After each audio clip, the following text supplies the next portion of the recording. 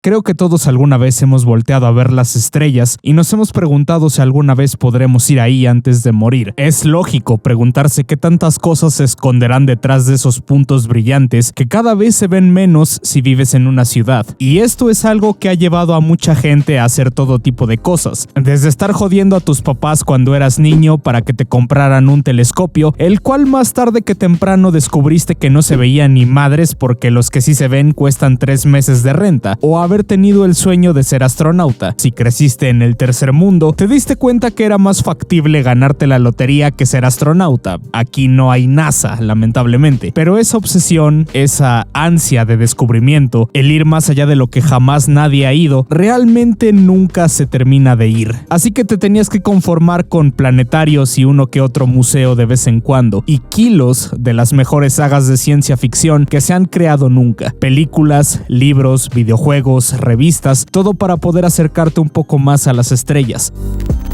Estás viendo Dave Post. Pero entre más ves, más lees, más sagas llegan a tus manos, también muchas nuevas ideas empiezan a gestar en tu mente, ideas que expanden mucho más tu visión y tu imaginación. Sí, el espacio es genial, pero quizá todo no sea tan sencillo como subirse a una nave y tener aventuras. Llevo meses pensando cómo hacer este video porque puede tomar muchos ángulos. Estamos hablando del pilar fundamental de la ciencia ficción, el espacio, aliens, civilizaciones más allá de la comprensión de la mente humana, todo eso que amamos del género, pero creo que lo más fácil para todos es abrir con la pregunta más obvia. Incontables veces hemos imaginado el universo como un crisol de vida, pero cuando volteamos al cielo con nuestras máquinas más potentes, no hemos visto a nadie, así que ¿dónde carajos están todos? La pregunta de los $1,000 millones. ¿Por qué no hay aliens? O al menos ¿por qué no los hemos visto? Bueno, nosotros no hemos sido las únicas personas que se han hecho esa pregunta. Este señor de aquí es Enrico Fermi, y es lo más importante que Italia le ha dado al mundo después de la pasta y la pizza. Fermi diseñó y construyó el primer reactor nuclear, pero también formuló la forma más famosa en que se presenta una paradoja que ha cautivado a las personas que se dedican a ver el cielo, astrónomos, astrofísicos, astrobiólogos, etc. Y la paradoja dice así: si las condiciones requeridas para que la vida surja de materia no viva son tan permisivas como indica la evidencia disponible en la Tierra, entonces la vida extraterrestre sería lo suficientemente común como para que fuera improbable que no hubiera sido detectada todavía. O parafraseando a Fermi, si el universo está lleno de vida, ¿dónde chingados están todos? Pero esta pregunta no solamente debe de ser algo existencial, sino que también es uno de los ejercicios de horror cósmico más increíbles que nadie pueda llevar a cabo, cuando esté aburrido o cuando necesite una buena crisis existencial. Como dijo Lovecraft, la emoción más antigua y fuerte de la humanidad es el miedo, y el tipo de miedo más antiguo y fuerte es el miedo a lo desconocido. El universo bien puede ser el reino de seres más allá de la comprensión humana, que solo puedan ser contactados mediante rituales arcanos que induzcan locura a quien sea que se atreva a intentarlos, y el solamente imaginar la forma que los seres más poderosos de la creación puedan tomar sea suficiente para que alguien se arrodille gritando y tratando de arrancarse los ojos. Pero por más que me encante la esencia Lovecraftiana de ciudades victorianas envueltas en misterio y magia arcana, que la respuesta a la paradoja sea Bloodborne no dejaría mucho más que desesperación y terror para imaginar. Además de que me estoy guardando todo ese tema para otro video. Quizá el hecho de que no hemos visto a nadie es porque el universo es muchísimo más grande de lo que hemos observado, y cualquier civilización es una diminuta isla en un océano, y nuestra tecnología simplemente no es lo suficiente para detectar nada todavía. O puede ser que como especie simplemente llegamos demasiado pronto. Estamos en una etapa muy temprana de la viabilidad de la vida inteligente, y si consideramos que nuestra cronología aquí en la Tierra es remotamente promedio, el desarrollo de la vida inteligente requiere cientos de millones de años y un buen número de coincidencias afortunadas, así que es posible que seamos los primeros en el universo, o quizá hay algo mucho más siniestro detrás. Según la hipótesis del zoológico, una civilización muchísimo más inteligente y avanzada nos encontró y nos observa constantemente como una especie de exposición, un enorme diorama vivo en el cual pueden estudiar la evolución de toda una especie. Toda la Tierra es como un laboratorio gigante. Probablemente nos estén observando evolucionar de forma natural. Por eso mucha gente ve la Tierra como una prisión, porque sí, quizá Quizás sea eso. Somos las mascotas de la civilización más antigua y avanzada del universo. O puede ser que Keanu Reeves siempre tuvo razón. La hipótesis de la simulación propone que lo que experimentamos como realidad puede ser una construcción artificial, diseñada, generada y mantenida por una inteligencia superior, posiblemente para investigación o simplemente para entretenerse o algo más allá de nuestra comprensión. Si las civilizaciones avanzadas desarrollan un inmenso poder computacional, podrían simular mundos enteros, con seres conscientes, pero que no serían conscientes de que están dentro de una simulación, y si no hemos logrado ver nada es porque solo nuestro propio mundo holográfico existe para nosotros, o tal vez seamos los restos de un evento cósmico, cataclísmico que extinguió a todas las demás razas inteligentes de la galaxia, una grieta en la realidad o una guerra universal masiva. Pero como es común, la realidad,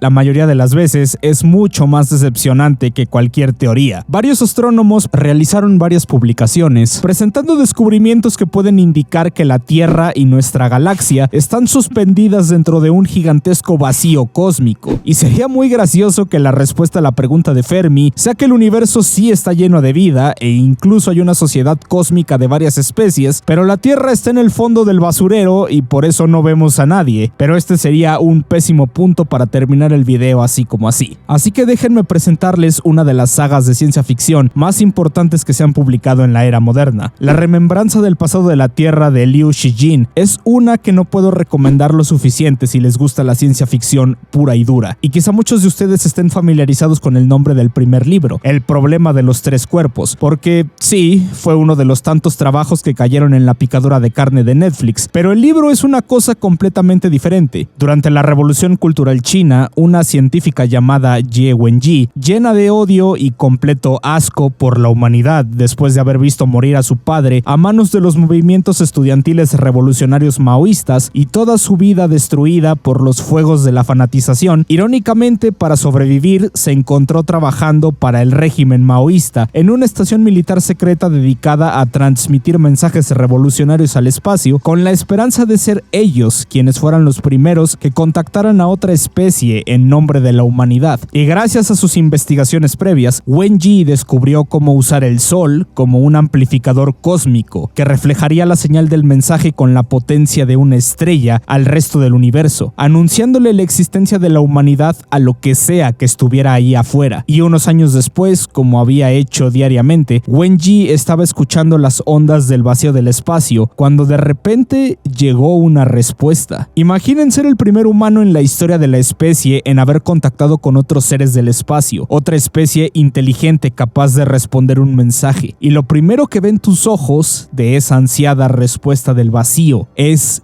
no contesten. Wenji contactó con Trisolaris, un mundo en Alpha Centauri sin una órbita estable. Es un mundo entre tres soles. El movimiento de dos cuerpos puede calcularse con precisión mediante las leyes de Newton, pero el añadir un tercer cuerpo hace que el sistema sea caótico e impredecible a largo plazo. Pequeños cambios en las condiciones iniciales, como las posiciones o las velocidades, pueden dar lugar a resultados muy diferentes, lo que hace casi imposible encontrar soluciones exactas para un sistema así. Trisolaris no tiene estaciones, tiene eras estables donde orbitan un sol y eras caóticas donde no orbitan ninguno, provocando eras glaciales o donde se acercan a dos soles al mismo tiempo, causando infiernos de fuego en la superficie. Pero a pesar de todo esto, los trisolarianos lograron sobrevivir, buscando en las estrellas un nuevo mundo al cual poder huir antes de que su mundo simplemente encontrara su destrucción al estrellarse con uno de los soles o fuera disparado a las gélidas profundidades del espacio. Y se dio la casualidad de que el ente que recibió el primer mensaje de la humanidad era un pacifista que sintió culpa de condenar a miles de millones de seres vivos a simplemente morir, respondiendo que Trisolaris ahora sabía de la existencia de la Tierra, pero este primer mensaje solamente podía darles una estimación de la dirección de donde vino, pero no la distancia de la fuente, así que no podían calcular dónde estaba la Tierra, pero si la humanidad volvía a contactarlos, podrían calcular la posición, enviándonos una flota con con los supervivientes de su especie para destruir a la humanidad y conquistar la Tierra. Y en una de esas casualidades o malas bromas del destino, así como en ese mundo infernal y retorcido, la primera persona que recibió el mensaje fue un pacifista, sin odio por la especie humana. Del otro lado, Wen Yi no deseaba nada más que acabar con todo, pensando que tal vez la guía de una especie superior era lo que necesitaba la humanidad, enviando la invitación para acabar con nosotros, la carta de defunción de toda la especie, el primer y último testamento de que existimos. Y cuando lees el libro por primera vez piensas de forma muy justificada que Wen Yi fue la responsable de acabar con la vida en la Tierra, ganándose su lugar en el círculo más profundo del infierno junto a Judas, pero la verdad es que cuando lees más te das cuenta de que esto no es tan cierto. Conforme el progreso tecnológico seguía su curso, era inevitable que una de las razas más avanzadas del universo nos hubiera encontrado. Hay muchísimas cosas que proponen estos libros que te dejan reconsiderando la existencia, especialmente el tercero, pero lo que la humanidad aprendió de este primer encuentro no fue solamente la existencia de los trisolarianos y potencialmente la destrucción de la Tierra, sino que fue también una idea bautizada como sociología cósmica. Esta idea dicta que el universo en realidad está lleno de vida, pero no es un crisol de convivencia entre los habitantes del universo, sino que la realidad es más semejante a un bosque oscuro, donde cada especie que entra es un cazador, pero el bosque está también lleno de otras cosas que siempre te están vigilando, lleno de especies inteligentes con capacidades más allá de la limitada imaginación de nuestra especie, pero cada una de estas razas es un depredador y una potencial presa. Imaginen que ustedes son ese cazador que acaba de entrar al bosque. Constantemente estás vigilando tus alrededores, cuando de repente se dan cuenta que muchos otros cazadores te están observando, viendo con atención tus movimientos para decidir si dispararte o no. Cuando una civilización anuncia su existencia, los demás depredadores del bosque rápidamente matan a esa civilización porque el contrato social cósmico indica que lo más prudente es primero disparar y después preguntas, algo así como la policía gringa. Y quizá esta idea pueda parecer bastante extremista, digo, ¿por qué otras razas simplemente no entablan un diálogo entre ellas para formar alianzas? Bueno, la respuesta más obvia es porque todas las especies van a buscar su propia supervivencia al final del día, van a querer asegurar la mayor cantidad de recursos posibles sin que otra ponga en riesgo su supervivencia. Por esto simplemente es muchísimo más sencillo volar a quien sea que se anuncie como un nuevo jugador en el tablero cósmico que tratar de pretender que algo bueno pueda salir de interactuar con esa especie. La vida es una competencia por la supervivencia al final del día. La humanidad es peligrosa y cualquier otra especie también puede serlo, pero Liu Shijin nos introduce a un aspecto más propio de la inteligencia de un ser consciente, algo conocido como la cadena de sospecha. En nuestro mundo existen espías porque cada nación desconfía de las intenciones de las demás, pero está en nuestro mejor interés, entre comillas enormes, no destruir el perro mundo, al menos de momento, y cuando el mundo tenía gente competente al mando, en vez de, bueno, lo que sea esta chingadera.